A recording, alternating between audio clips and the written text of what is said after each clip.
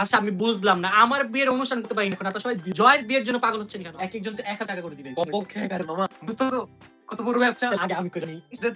এটা কেমন? Guys, আমার বিয়েতে আপনারা কার কার আসবেন তাড়াতাড়ি বল। তাহলে কি কপাল পড়ল নুসরাত জাহান অন্তরার?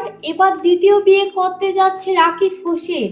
জয় নিজের বিয়ের কথা বলে, এটা শুনে রাকিব বলে এখনো আমার বিয়ে বাকি, আর তুই তোর নিজের বিয়ের কথা বলস? তাহলে কাকে বিয়ে করবে রাকিব হোসেন? 1 নাম্বার ইউটিউবার হওয়ার পর কি রাকিব হোসেনের ভাব বেড়ে গেছে? কেউ কেউ বলে তাদের পারিবারিক ঐতিহ্য হলো সবাই 2টি বিয়ে করে, যেমনটা তার দাদা ও তার বাবা করেছিল। তাহলে কি একই পথে হাঁটছেন ইউটিউবার রাকিব হোসেন? তোমার প্যাকিং কি শেষ হবে না? আমি তো বলছি আমি যাবো না, তুমি যাও। আমার সাথে যাও। 5টা দেশের ভিসা আছে। আবার কারো কারো মতামত রাকিব হোসেন প্রথমবার বিয়ের অনুষ্ঠান করতে পারেনি, তাই দ্বিতীয়বার বড় অনুষ্ঠান করে বিয়ে করবে। এছাড়াও মিথিলা তাকে অনেক কথা বলেছে, মিলিয়ন সাবস্ক্রাইবার আছে, তারপরও বিয়ের অনুষ্ঠান করতে পারেনি। এই ব্যর্থতা ঢাকতেই কি আবার বিয়ে করবে রাকিব হোসেন? হ্যাঁ, এই বছরে রাকিব হোসেন আবারও বিয়ে করবে, তবে বউ হবে নুসরাত জাহান অন্তরা। হ্যাঁ, রাকিব হোসেন শুধুমাত্র অন্তরাকেই বিয়ে করবে।